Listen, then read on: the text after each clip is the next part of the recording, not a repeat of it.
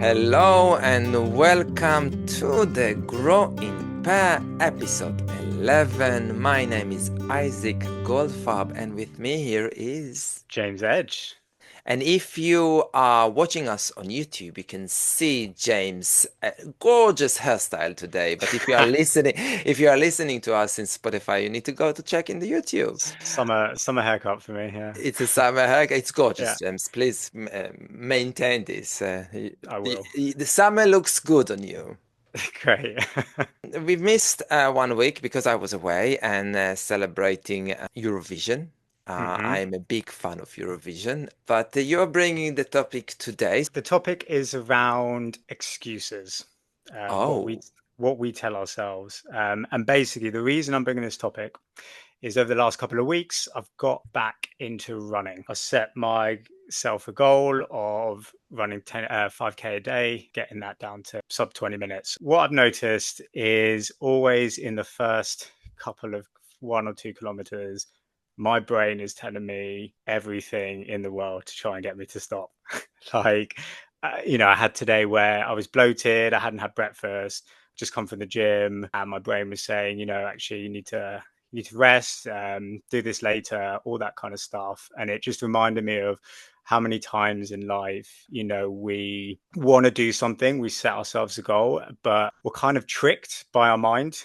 It comes in and says something like, oh, well, you're really busy, or that's going to be expensive now. Why don't you wait until later? Or why don't you do that? And you kind of push things down. You kind of listen to it, you give into it, and then you may never end up doing it. You may, like today, I did actually do one lap after that, and my mind won, and I stopped running, and I was like, okay, I'm going to have some food and rest, and then do it again later. I did do it later, thank God. But in some instances, I may not have, and I would have completely given up due to what my mind tells me. So, yeah, I guess what I'm bringing today is, the question around how do we identify when we're saying excuses to ourselves, and that then impacts us.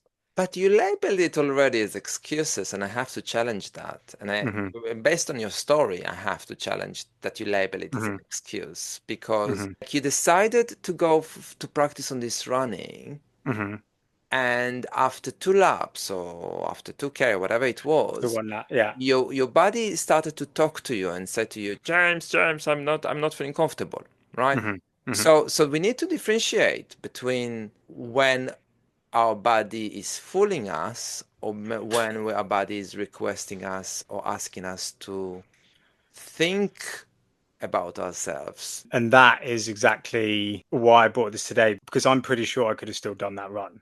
Like How my would you body was my know? body. How would Well, you know? well, I did the run later in the day as well, so I could have done the run. Nothing would have happened to me. And again, this is an assumption, but in the moment, I feel like my brain won, and therefore it was an excuse because I feel that I could have done it and I didn't because I listened to my brain saying, "Oh no, I'm hungry. I should probably go get some food and have a rest." But that's the thing. Did you listen to your brain or did you listen to your body? Because sometimes when I'm doing Pilates, Mm, there are some days like yoga, Pilates, whatever you name it. There are some days that I'm feeling on fire. I'm feeling my body can go and go to positions that I don't think twice. Damn it, I'm there. And there are some days where I'm doing the same stretches or doing the same exercises, and my body behaves differently and mm, gives me some limitations. And I'm like, oh, hold on a second. I'm feeling something is not right. Do I need to stretch it? Do I need to really go in for it? Yes or no? So we need to differentiate between listen to our bodies hmm and what is really procrastination or excuses not to do stuff. mm. In, So, what you are explaining to me here is you went for a run. yes. And during this run, you felt your body is not coping well with it. What else I'm hearing is it made you a bit, shall I say, upset with your body because why are you not allowing me to run? Because I can do it. And after that, you have this judgmental feeling of saying, I knew I could have done it. Yes. It's interesting because maybe that's making me think maybe my my interpretation of excuse is anything that blocks me completing my goal. Oh, I didn't do that, therefore I gave into excuses, which, yeah, you're right, is different than I listened to my body and then did the 5K run later. But I'll never be able to know for sure. That's the tricky thing. The way I look at it, and I talk about it in my motivation workshop, is the motivation life cycle. Mm-hmm. When we have it's four steps or four layers or links to this cycle. So the first thing is the desire, the goals. What exactly you want to do, right? And in your case, you wanted to run 5K. Mm-hmm. And then you have the actions, actually the action, the real running, right? Mm-hmm. And then the third one is usually where I'm seeing as the most fragile of all in this cycle is the feedback. So when you have a goal and then you have actions and then you have the feedback, some people see the feedbacks as mistakes and failures, and that can break the cycle. In your scenario, your feedback did not break the cycle. You look at it as, okay, my body asked me to do this thing, but you found a way to reinforce, and that's the fourth step in this cycle. So you reinforced back to the desire to have that goal of running the 5K. So the way I look at it, if our cycle of motivation is not broken, then we can't look at it as excuses or procrastination or pushing it away. If we are not doing any action to begin with, like you said, you gave an example of, oh, I don't have money to do X, or I'm Mm-hmm. feeling too tired to do Y, we haven't started even the cycle. So that's completely, I can see it as an excuse. There is a Mm-hmm. goal for you to do and you don't do it because A, B, C, D. This is an excuse. When you start doing things and then the actions, and then based on the feedback, depends where you go, then we can say whether it's an excuse or actually you are listening to your body or listening to other things in order to reinforce and do it in a different way, other things, but you keep doing. Does it make sense what I'm saying? Yeah, it does. Let me bring a different example then than the running. Let's say I had a friend who was really keen to learn to play the guitar. They bought a guitar, they bought the sheet music, and they were like, I'm going to learn it. A couple of months go by, nothing's happened, Mm-hmm. and they start saying, work's been really busy. I still really want to do it, but Mm-hmm. busy with this, blah, blah, blah, haven't had time, all that kind of stuff. That's definitely, in my mind, an excuse. Mm-hmm. And I guess what else is interesting in this topic for me is how do we catch ourselves making these excuses to ourselves? Do we always need someone external to speak with for us to realize actually we are making excuses? Because in our minds, and this is kind of links back to my initial thing, your mind can be really good at saying stories in your head, and that's why I'm still not 100% convinced I was listening to my body. I think my mind was using a logical reason as to why, like my mind was like, oh, we're putting ourselves through pain going through this 5K right after the gym, let me kind of think of something to say to you to get you to not run, and it won. So that's kind of where I'm saying the mind's really can be good, and that's why I'm unsure whether it was an excuse or I was listening to my body. I actually feel it's probably more I gave up, listened to my body. But in that scenario with playing the guitar and stuff, how do we know when we're making an excuse to ourselves, and do we always need someone to kind of help us see that we're almost lying to ourselves, really? So just quickly back to your running story. Yeah. I'm absolutely sure it was you listening to your body because you made it happen after.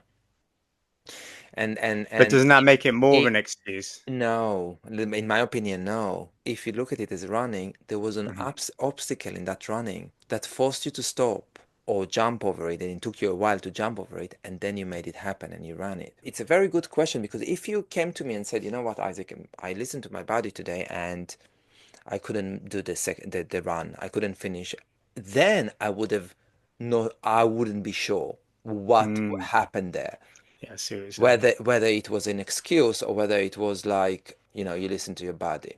Mm. With the guitar story, I see that as a completely procrastination. I see Mm-hmm. that as this person is not motivated enough to, even though there was initial motivation to learn Mm. the sheet of music and play the guitar, whatever, the goal is, or the desire, if we Mm. go back to the cycle of motivation, is not strong enough to do it. Yeah, and this is another aspect. With the guitar example, I think sometimes people could love the idea of, I want to learn the guitar, I want to tell people I want to learn the guitar. It's like a cool thing to say that I'm doing. but you're Mm-hmm. never actually doing it. And let's say during the couple of months where they haven't actually done anything, their mind might be telling them, no, look, we still want to learn the guitar. It'd be really cool telling your friends you're playing the guitar. So your mind's kind of feeding, like keeping that going. But obviously your actions aren't aligning with it. And it's almost like, how can you realize that you are kind of lying to yourself? Look, you don't really want to learn the guitar because you haven't played it in 2 months. How do we get out of that mind making excuses and telling stories to you? How do we get out of it? How can we know that ourselves? Well, I have 5 steps to boost your motivation in that workshop. And the third step is imagination. So it's like what I'm saying to the people that coming to this workshop is that you need to imagine how it's gonna feel like when you make that goal happen. So that friend of yours, if he was coming to my session, I would have asked him to close his eyes. Think about any goal you have. Think about your Mm-hmm. goal. We can do it this exercise together here. And close your eyes and take a deep breath. Then take another one. Take another deep breath. And now think about this goal. Think about this thing that you desire to have, but you didn't find the time or you find any excuse possible to do it. But just think about it. And in your case, I don't know, 5K, 10K, whatever run it is. And just think about this goal and how it's gonna feel like if you accomplished it in a month, 2 months, 6 months, a year, 2 years. How it's gonna make you feel? What's the sensations you have in your body? And the moment you allow yourself to do that, the moment you allow yourself to imagine what it's gonna feel like, you're allowing your body energy that your normal day you're not allowing it. So tell me, how does it feel? Whatever you imagine, James, how does it feel? Or it feels more real when you start visualizing it, for Yeah, sure. Like, yeah. well, I thought more about the guitar then, just because wanted to think about that and playing the guitar. And I can see in that instance, if my friend who really did want to learn the guitar, like imagine themselves, plucking it, music coming out, that sense of creativity and stuff you get out of it. If they thought about that the whole time, yeah, what more regularly, then yeah, maybe they would pick it up. So I Yeah. do get that. Yeah, I do think people need support sometimes I to be I able absolutely to agree. do that. If they're they're not doing it for a couple of months, having that awareness to visualize actually playing the guitar is going to be a tough thing to do on your own unless you're used to doing it. The support can be in any form or shape. Like it could be like a private teacher, a guitar teacher, or it could be a life coach, or it could be just talking to a friend on a regular basis on this specific topic. I'm thinking about those people that, for example, going to the gym, don't have the ability to do it by themselves without a trainer. Mm, It's a lesson for us today. Sometimes we need to stop and ask ourselves, there is something I would like to do. What help do I need in order to get it, to get yeah, there, to make yeah, it happen? yeah. And we don't always think that. We always think, how do I do this myself? And then usually we are unable to get there. Also, interestingly, I think we've gone full circle because I do remember speaking about guitar lessons in our accountability episode early on. So it's interesting how everything can be linked into each other of all the topics we're going through. So that's quite cool. Got deja vu for a second. Yeah, deja vu. Let us know what you think in the comments or in email us. What you think about this topic? Is it excuses or do we need to learn how to listen to our bodies? And also, at what Mm. point we need to ask help? I'd really like to hear if any listeners want to say if me giving up after my first lap or my first run was an excuse or not. I wish we could do like a poll or something on We can Spotify. we can we Oh, can can do you? we can do a poll. But I think you're asking them something a bit unfair. But we'll see. Like, why not? Why not? Why not? Based on the information they have, just as a topic of discussion, do you think I was listening to my body, or I was just making an excuse because I didn't really want to do it at that time? So before we summarize this episode, I would like to ask you, viewers and listener, if you like this episode, rate this episode, share with your friends, family, like us on Facebook, subscribe to our channel. But now, James, what are the two things you are taking from this episode? Definitely my interpretation of an excuse, and kind of, yeah, maybe taking a different lens as to there may be other reasons like listening to your body where it's not always necessarily an excuse. So it's just something to think about myself and my relationship with the word excuse. Maybe for me, it's just something I use every time I don't do something or I don't achieve something. So that's probably the main one. And then the second thing I'm taking away is how visualization can be really important to, if there's something that you seemed really excited to do, but it's kind of tailed off a little bit, doing that visualization might get you back up to that initial excitement you had it and help you get on track. Or you may not actually visualize it, it may not attract you anymore, in which case, okay, scrap that idea, scrap that goal. Not necessarily scrap, or maybe it's not in your top priorities. Not the right time. Yeah, maybe another time. But yeah. Yeah, there is something in the word excuse that is so powerful in the wrong energy level, if you know what I mean. Mm-hmm. I can't put the word excuse in any sentence at the moment, maybe you will be surprising me, that will make this sentence positive or uplifting, or there is something really strong with that word, and that's what I'm taking. I'm going to reflect on this word today I after got this. one. You'll have to excuse me, Isaac. You're great. There you go. Excuse A me, positive for. excuse me. I mean, yeah, even though they excuse me, there is like you're trying to be polite, but there is, if you think about it, it's like, oh, I'm trying to say something, or there is like a warning with it, and I don't know. I need to reflect on that word and why is it so powerful in its form. That's one thing. And the second thing is like I'm really proud of you that you actually run it after all. Mm.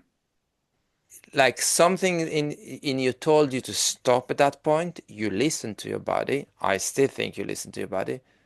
But then when you felt energized and you felt energized enough to do it, you didn't give up to yourself and you've done it. So this is a curveball right at the end of the show.